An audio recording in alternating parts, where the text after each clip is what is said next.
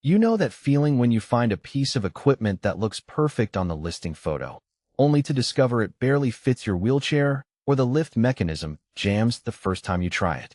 I've been there spending hours scrolling through endless options, reading the same vague promises about universal fit and heavy-duty capacity, and still ending up with a product that feels more like a gamble than a solution. That hesitation is why I'm doing this deep dive, so you can avoid the disappointment that so many of us have already lived through. Link is in the description if you want to check the product details on Amazon. The Harmar AL500 Universal Power Chair outside lift markets itself as the answer to the one-size-fits-all problem. At first glance, it sounds like the holy grail for anyone who needs a reliable way to get a power chair in and out of a vehicle without a built-in ramp. But the real question is, does it live up to that promise when you're actually loading a chair in a parking lot, dealing with uneven sidewalks, or trying to keep the lift secure while driving? Let's walk through the practical aspects that matter once the box is opened. First, compatibility. Harmar claims the AL500 carries virtually all power chairs. In my research, that claim holds up because the lift's platform is wide enough to accommodate most standard power chair footprints, and the 4 Q Straints, those little guide rails that keep the chair centered just enough to handle different wheelbases. If you drive a chair that's on the larger side, say a wheelchair with a 30-inch width and a rear axle that sits a few inches forward, the guide rails still line up without you having to shim anything. That's a real time saver compared with older lifts where you spend minutes wrestling the chair into place, only to realize it's tilted and you're risking a tip over. Second, the weight capacity. The 350 pounds rating is generous, especially for power chairs that can easily weigh 250,300 pounds with the battery and accessories.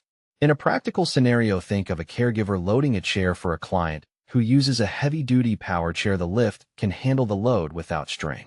I saw a video from a wheelchair transport service where the operator lifted a fully loaded chair, battery and all, in under 10 seconds. The motor didn't whine, and there was no sagging of the platform. For anyone who worries about, will it hold my weight? This lift gives a solid answer. Now, let's talk about the manual backup feature. It sounds like a safety net, and it truly is. The lift includes a hand crank that lets you lower the chair even if the electric motor fails, say the battery dies in the middle of a trip. In a real-world test, a service technician unplugged the power source mid-operation and used the manual crank to bring the chair down smoothly, without any sudden drops.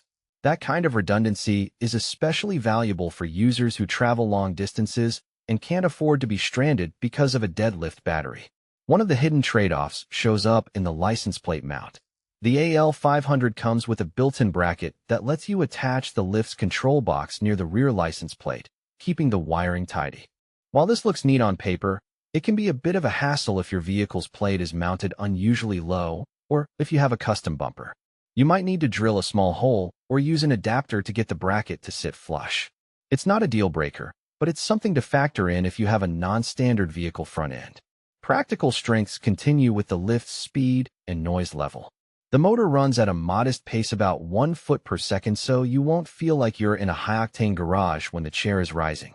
The quiet operation is a plus for residential neighborhoods or apartment complexes where loud equipment can draw unwanted attention. In contrast, some older lifts scream as they engage, making the loading process feel more industrial than domestic. On the downside, the AL500's footprint is a bit larger than the average aftermarket lift. The base extends close to the wheel well, which means you need a decent amount of clearance in the trunk or cargo area. If you drive a compact sedan with limited rear space, you may have to rearrange other cargo or even sacrifice a spare tire to make room. That's a genuine limitation for city dwellers who rely on smaller cars. Another practical consideration is the installation process. Harmar provides a fairly detailed manual, but it assumes a baseline comfort with basic tools and vehicle modifications.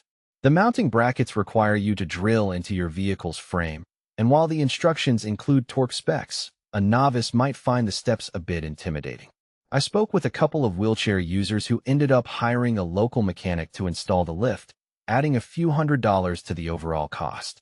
If you're comfortable with DIY projects, you'll likely save that extra expense, but it's worth acknowledging that the lift isn't.